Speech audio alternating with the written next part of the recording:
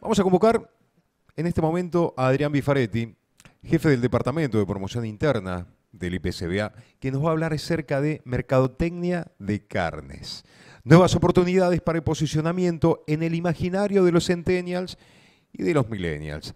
Un trabajo realmente muy interesante y por supuesto que hay data exclusiva de las encuestas que el IPCBA hace. Adrián, buen día y adelante. Gracias Pedro. Muy buenos días. Un gusto compartir con ustedes una nueva presentación del IPCBA.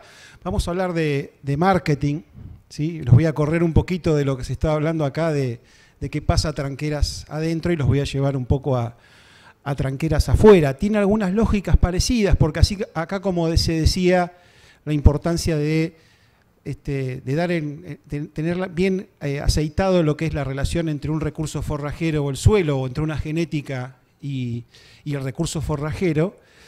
En realidad se precisa la misma precisión cuando uno dice, bueno, ¿y cuál es la mejor carne para el mercado? Hay que tener en cuenta qué es lo que pasa en ese mercado, ¿sí?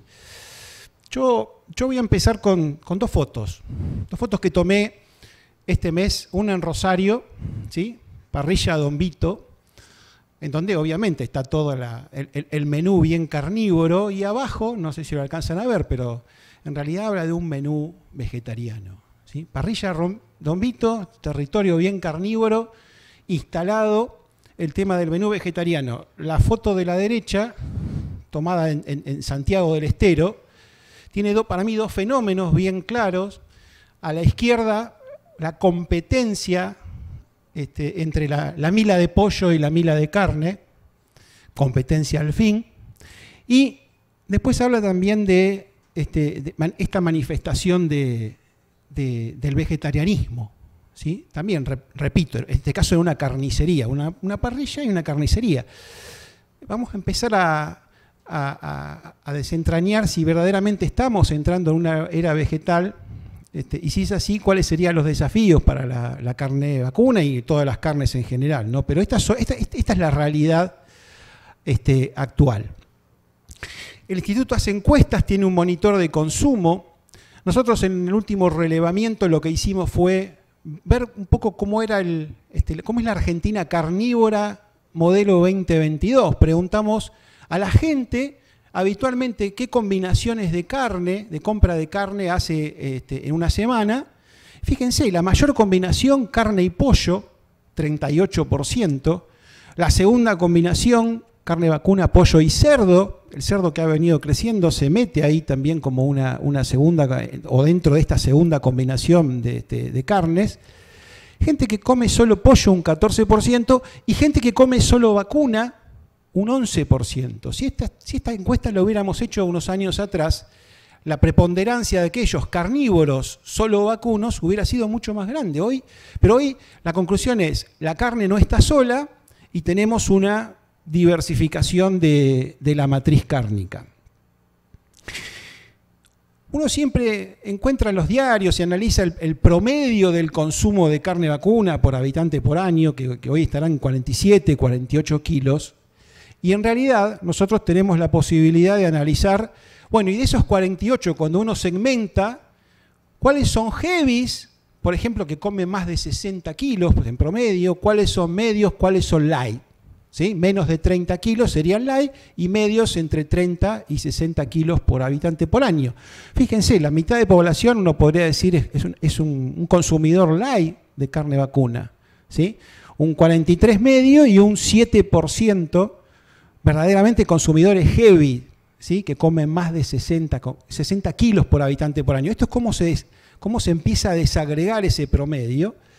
Y el dato interesante, y esto tiene que ver también con el título de la charla, fíjense, cuando uno desagrega por sexo, por género y por edades, uno encuentra mucho más consumidores light en mujeres, ¿sí? Arriba de 60%, 62%, muchos más consumidores heavies en hombres, y también en la generación centennial, ¿sí? Que ahí está planteada entre los 16 y 25 años, uno también encuentra muchos consumidores light. Los jóvenes comen menos carne vacuna que la gente de más edad, ¿sí? Esto es un poco Algo que nosotros sabemos y venimos conociendo cualitativamente, acá lo mostramos claramente con números, ¿sí? Que es parte de los estudios de mercado que hacemos en el IPSBA. Uno ve que empieza un poco a polarizarse esta cuestión de hábitos y preferencias en la conducta alimentaria. Y en los extremos uno encontraría gente vegana, ¿sí? como la conducta que directamente deja de lado la carne, y del otro lado una comunidad como Locos por el Asado, que es una de las comunidades más grandes de Latinoamérica, ¿sí? Que uno encuentra ahí verdaderamente fanáticos de la carne. Y bueno, y en el medio vamos a encontrar también otro segmento, que es el de los flexitarianos, ¿sí? Los más moderados, los más flexibles, pero que también están dejando de consumir carne. Pero esto es un poco para empezar a entender esta cuestión de las conductas alimentarias. Ahora, vamos a tratar de entender por qué se produce esto. Evidentemente hay un cambio en los estilos de vida. Siempre decimos que hay un cambio enorme y violento en la forma en que vivimos, ¿sí? Y acá creo que ninguno queda exceptuado de esta cuestión. Todos estamos viviendo de una manera diferente, ¿sí? Jóvenes y no tan jóvenes. Y en realidad estamos en un momento en donde es difícil identificar qué es ruido o qué es lo que puede llegar a ser una moda y qué es lo que puede llegar a quedarse ya instalado, qué es lo que puede ser de aquí en adelante lo que rija nuestros comportamientos, ¿sí? Nuestros hábitos, nuestros comportamientos.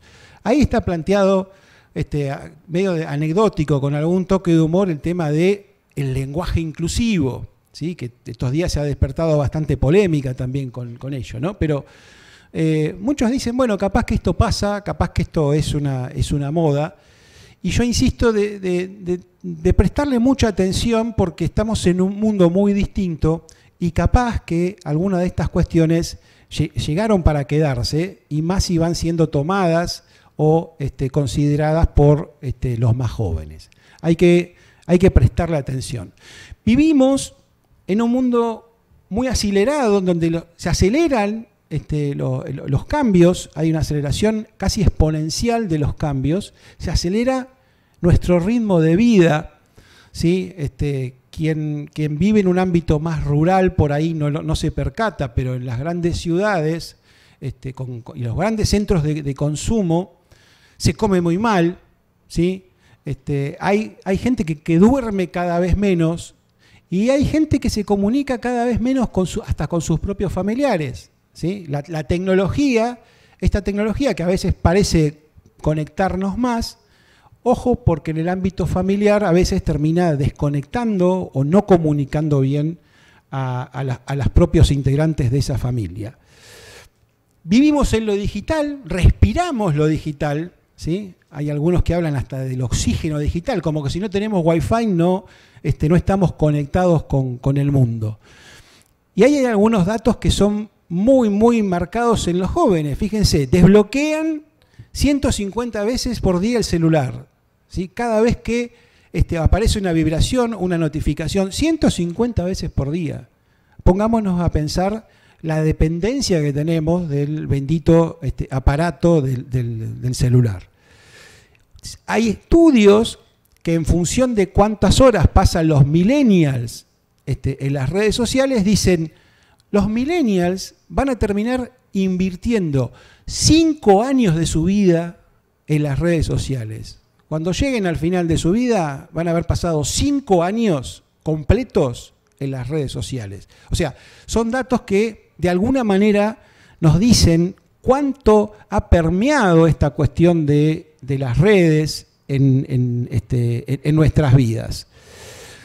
Hay una pérdida generalizada de confianza. Estamos en una crisis de confianza. Obviamente, a nivel político, quizás es donde más se manifiesta, y a nivel de medios de comunicación también. Los medios de comunicación han ido perdiendo su nivel de confianza y credibilidad. De la medida que hay más polarización y algunos medios se identifican con, llamémosle, con distintas partes de determinadas grietas, van perdiendo credibilidad. quien hoy mantienen cierta credibilidad, al menos según este estudio, en Latinoamérica y comparando distintos países, son las empresas por un lado y las ONGs por otros. Y aquí es donde empiezan algunos problemas para la carne vacuna, porque muchas de estas ONGs son las que hoy en día están cuestionando a la carne vacuna, como mencionaba el presidente del IPCBA, ¿no es cierto? Empiezan a haber cuestionamientos o desafíos en relación al tema ambiental, en relación al tema de trato animal. Y bueno, estas ONGs tienen hoy en día, al menos desde la confianza, un voto en el cual la gente deposita cierta confianza en las ONGs. Hay un problema que tiene que ver con todo esto que conversamos, que es si hay cada vez menos tiempo y hay cada vez menos capacidad para ver lo que se lee en Internet y las noticias de Internet y las redes se mezclan con un montón de opiniones, no noticias, bueno, hay una enorme dificultad, y va a haber más, para identificar aquellas fake news o noticias falsas. Fíjense, estudios realizados y encargados por la UNESCO dicen que solo el 2% de los más jóvenes están en condiciones de identificar una noticia falsa, ¿sí? Solo el 2%, 2 de cada 100. Y si analizamos, por ejemplo, algunos comportamientos, el 80% de los chicos cuando buscan algo en Google se meten en la primera información que encuentran, lo que no quiere decir que sea una información valedera desde lo científico o una información verdaderamente cierta. Y hay dificultades también para identificar publicidades e información, ¿sí? Bueno, hay un montón de cuestiones que hacen que cada vez más prosperen las noticias falsas en el ámbito de Internet y las redes sociales.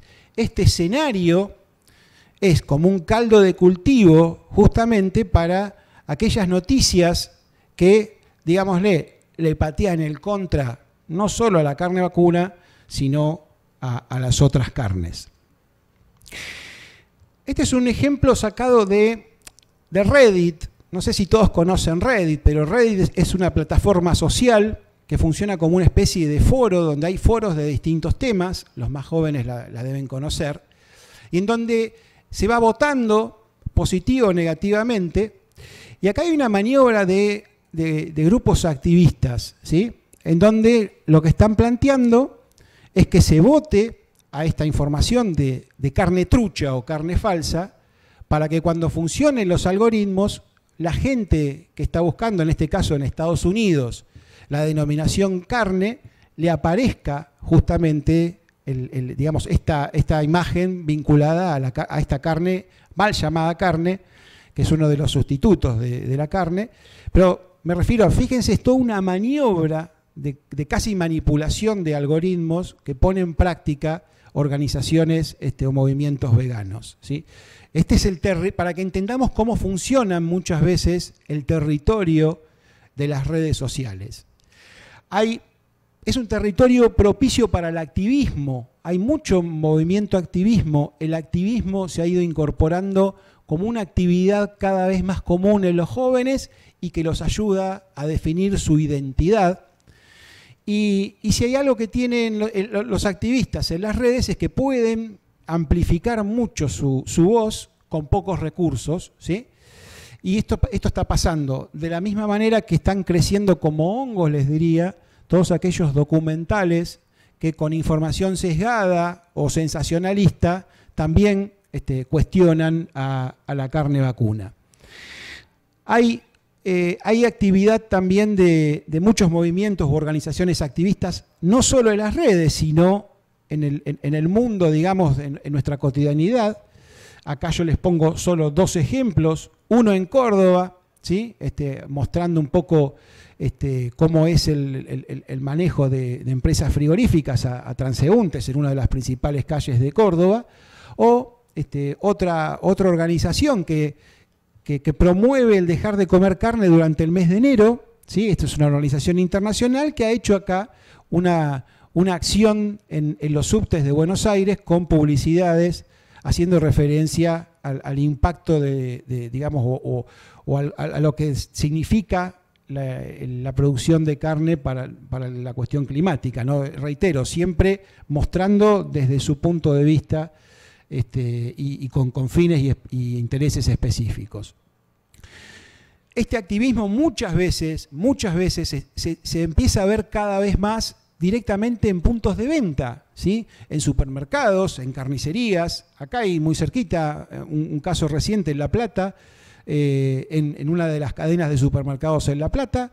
El otro, por eso se le llama contrapublicidad, porque es empapelar. En Buenos Aires lo vemos mucho, en Capital, cuando se empapelan, por ejemplo, hay una publicidad de alguna cadena de hamburgueserías y van estos grupos activistas y ponen sus papeles sobre estas publicidades. Esto tiene que ver con llamar la atención ya en los lugares donde se va a consumir carne, ¿sí? Esto viene pasando mucho en Europa y acá se empieza a ver con más frecuencia. Yo les mostraba recién las diferencias que existen en cuanto al grado de confianza en distintos actores. Los más jóvenes es casi como que siguen ciegamente a determinados influencers. Hay mucha confianza, inclusive le creen más, por ejemplo, que a distintos medios de comunicación. Lo que está a la izquierda es un trabajo del MIT, ¿sí? Del Instituto de Massachusetts, en donde uno dice, bueno, es un trabajo serio, con mucho respaldo, pero es la verdad, es lo que suele pasar. Muchos jóvenes de alguna manera le prestan mucha atención a los influencers, a quienes siguen y a quienes de alguna manera representan ejemplos de vida, ¿no? De modos de vida. Esto que les digo yo en forma teórica, se los muestro acá con un ejemplo bien nuestro. Esta es María Becerra, ¿sí? Algunos de ustedes la deben conocer. Es una persona hoy en día con mucho poder de formación de opinión en los más jóvenes. Y en realidad no muestro el video, que es un video de TikTok por cuestiones de tiempo, pero ella muestra su experiencia de cómo se ha hecho, cómo ha dejado de comer carne y cómo, de alguna manera, cómo ha sido su situación en su casa, ¿no? Y claro, lo que está puesto a la derecha son todos los comentarios que despierta ese video de María Becerra, en donde encontramos, la verdad que muchos comentarios distintos, pero que van mostrando cómo desde el que ya abandonó el consumo de carne, que se siente inspirado o inspirada por María Becerra, desde que aquel que dice, bueno, me gustaría más información para dejar de comer carne, o aquel que dice, yo dejé de comer carne y voy a convencer al resto de mi familia. Entonces, esto es para tomar conciencia. Cuando decimos, muchos jóvenes siguen a influencers y los influencers terminan causando este impacto, para tener conciencia del problema al que se enfrenta la carne vacuna en el medio de la comunicación en redes sociales. No solo eso, hay algunos indicios de que ciertos aspectos normativos también van dando lugar al crecimiento del veganismo o el vegetarianismo. Hace muy poco se aprobó o se reconoce ya en el Código Alimentario argentino esta cuestión de los productos veganos y vegetarianos. Esto es reciente, 8 de agosto está publicado. Entonces, esta cuestión de aspectos normativos también está avanzando más allá de todas estas tendencias que les comento. Y mirando un poquito con visión de futuro, esto también se nos viene encima. Se viene el tema de la carne trucha, ¿sí? En algún momento lo habrán escuchado hablar a Bill Gates, recomendando comer carne sintética a los países industrializados, ¿sí? Los países del primer mundo. En realidad, acá también hay que hacer un enorme esfuerzo para tratar de que en Argentina no se denomine carne o productos derivados de carne aquellos productos que no tienen de ninguna manera productos o ingredientes de origen animal. Entonces, a mí me parece que hay una batalla legislativa que hay que brindar desde el sector. En el instituto estamos trabajando desde este punto de vista para poder colaborar con este tema. Esto también está sacado de Reddit, de la plataforma social que yo les decía, y en realidad se los pongo para mostrar cuán extremas son las posturas veganas. Dentro de uno de los foros veganos de Reddit, ahí mismo se reconoce que están plagados, como dice ahí, de antivacunas, y cómo estas posturas muchas veces llegan a estar totalmente en contra de lo que pueda llegar a aportar la ciencia, como dirimiendo o esclareciendo algunos mitos. Los veganos no le van a dar mucha importancia a este tipo de cuestiones porque, como les digo, muchos no se llevan bien con la ciencia. De la misma manera que hablamos de aquellos ambientalistas con posiciones muy, muy fundamentalistas, es como que cuando uno pone la evidencia sobre la mesa, no los va a hacer cambiar de opinión tan fácilmente. Nosotros preguntamos acá en Argentina qué probabilidades hay de que un vegano vuelva a ser carnívoro. Un 73% de la gente nos dice muy pocas probabilidades, ¿sí? Que alguien que se hace vegano vuelva a comer carne. Y fíjense, las mujeres, cuando uno lo desagrega por género, las mujeres todavía piensan que hay menos probabilidades de que un vegano vuelva a ser carnívoro. Esto está sacado en San Telmo, es una publicidad de Danica, ¿sí? También de no hace mucho. Pero fíjense, Danica ya empieza a decir o a promover que haya gente que se vuelva algo vegetal, ¿sí? Sin llegar a un extremo, gente que empiece a considerar el comer con más vegetales en su dieta. Esto está totalmente vinculado al segmento flexitariano, ¿sí? Aquellos que, a pesar de comer de todo, comen menos carne. Nosotros preguntamos cuál era la tendencia, según la opinión de los argentinos, de qué podía pasar con estos flexitarianos, y todo indica que son mayores las probabilidades que terminen en una conducta veggie, ya sea vegetariana o vegana. ¿Sí? Si ven estos cuadros y estas tendencias, parecería que los que hoy están indecisos van camino al veganismo o vegetarianismo en su mayor parte. Hay algunas chances de que algunos vuelvan a comer carne nuevamente y en mayor cantidad, pero todo parecería que vamos hacia una conducta más veggie, y cuando hacemos el análisis por edades, en los más jóvenes es donde se percibe esta tendencia. Los más jóvenes flexitarianos es posible que vayan camino a una conducta más extrema.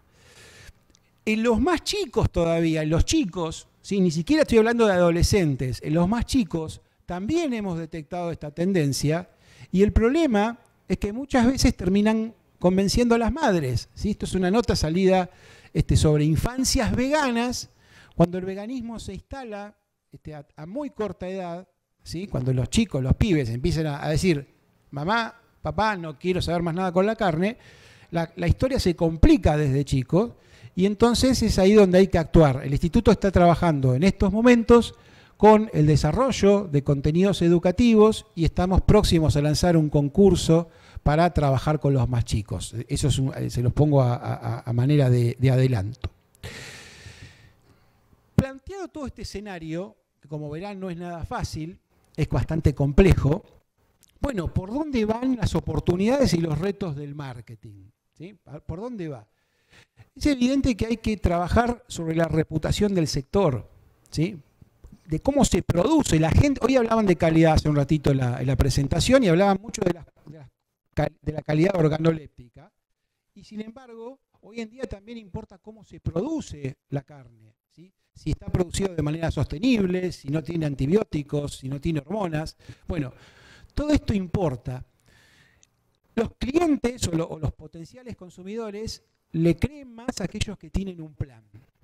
El instituto tiene un plan, hoy lo mencionó el presidente también, estamos trabajando con el INTA y con el INTI para tener la declaración ambiental de producto de la carne bovina argentina. Esto hay que, de alguna manera, profundizar la difusión. Para convencer a la sociedad, primero hay que convencernos nosotros como sector de que nuestra ganadería encaja perfectamente en el marco de una economía circular, y es importante que todos los actores sepan comunicar esto, los actores del propio sector sepan comunicar esto. El IPCBA está trabajando mucho con los jóvenes. Hoy acá hay muchos jóvenes, pero estamos trabajando con jornadas dirigidas específicamente a los jóvenes, porque son los que tienen que ayudarnos, justamente conociendo el sector desde adentro, a llegar con el mensaje a la sociedad. No puede ser que la sociedad siempre perciba noticias que no son muy positivas del sector. Nosotros creemos que hay mucho para mostrar y bueno, y tienen que ser los jóvenes del propio sector los que van a ayudar a difundir ese mensaje. Si hablamos de redes sociales, decimos la necesidad de trabajar con contenidos muy sencillos, ¿sí?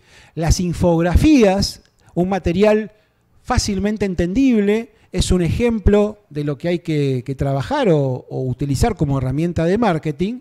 Este es un ejemplo de Pro Vacuno, de Fans del Vacuno, que es una organización española, y lo pongo simplemente como ejemplo de la importancia de trabajar con infografías.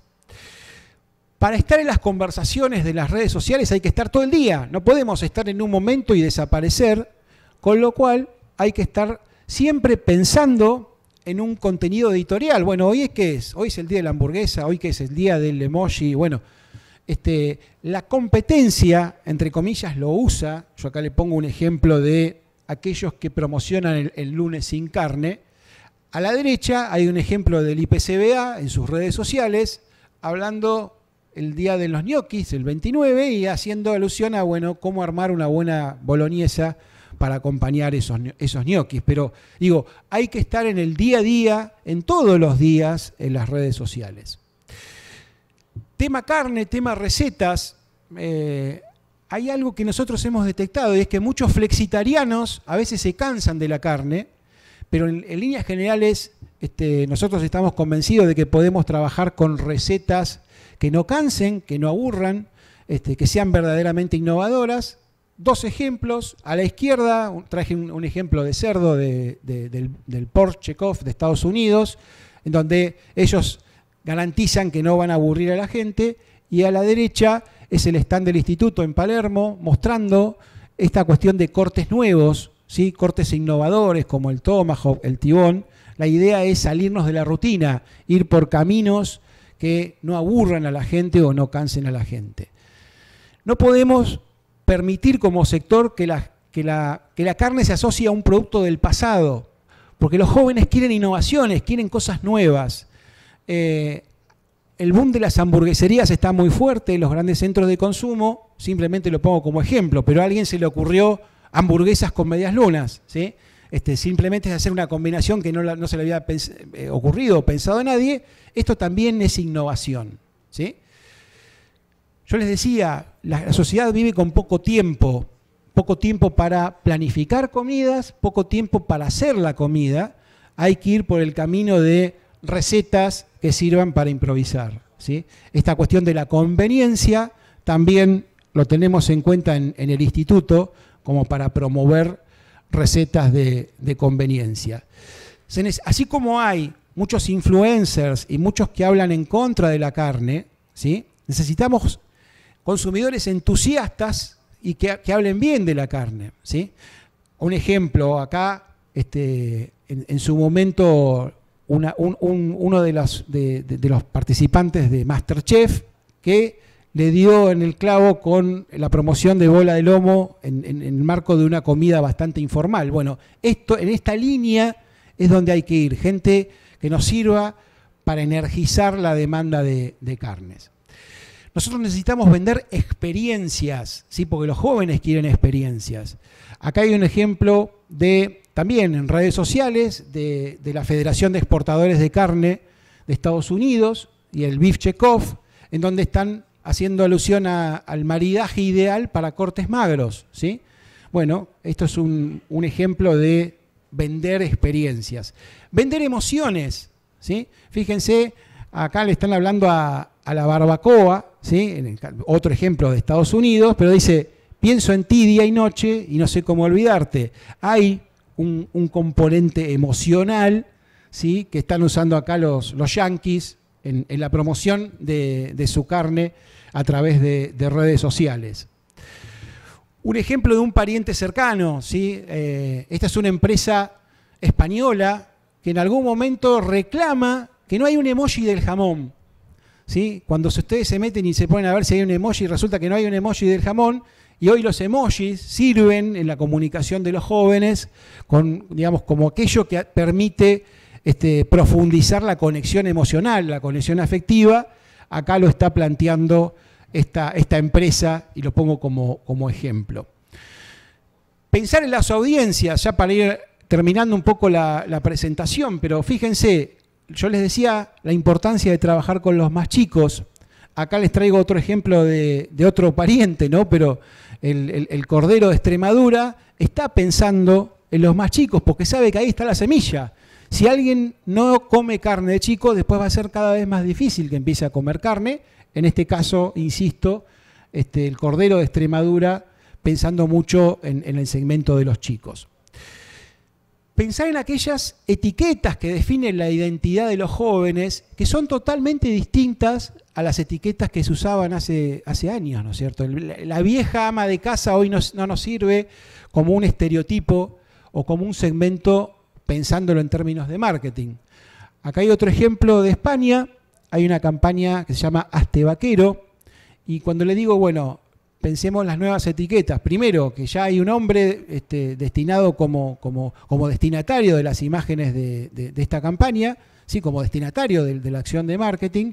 Y no hay solo un hombre, hay un solo hombre con toda la fisonomía de hipster, ¿sí? Que son estas nuevas etiquetas a las que hay que prestarle atención, ¿sí? Así como que hay que llegar prácticamente diciéndole a esa persona, sabemos que sos un hipster y sabemos que te podemos ofrecer la mejor carne vacuna. Otro ejemplo de necesitamos buscar territorios de conversación donde entremos en sintonía con los valores de los más jóvenes, ¿sí? Un ejemplo en este caso de la carne escocesa, hablando de si para los más jóvenes la aventura o disfrutar del aire libre hoy en día es un valor. Bueno, esto era un video, no lo voy a pasar, pero eso está promocionado sobre estos territorios comunes, ¿sí? No se trata solamente de mostrar una receta en una cocina, sino mostrar una receta en ocasiones de consumo más vinculado también a experiencias. Y acá hay una última transparencia que le quería mostrar del IPCBA, de la campaña de marketing que está haciendo en Estados Unidos, también vendiendo no solo la carne, sino vendiendo el ritual del asado, ¿sí? Nosotros queremos posicionarnos, entendemos que el asado es muchísima experiencia, todo lo que tiene que ver con reunir amigos, reunir familiares, un ritual, yo digo siempre, el ritual de los rituales de los argentinos. Bueno, lo estamos tratando de mostrar en Estados Unidos con esa campaña. Hay un checklist, no voy a mostrar el video por cuestiones de tiempo, pero es parte también de la estrategia que estamos llevando en Estados Unidos. Yo desde ya agradezco su atención. Termino con un mensaje de un carnicero. Los carniceros son muy creativos, ¿no? Pero en definitiva es también una acción de marketing. Dicen que lo que se come crece. Tenemos nalga, lomo, pechuga, para tu suegra, corazón. Muchísimas gracias. Muchísimas gracias, Adrián Bifaretti.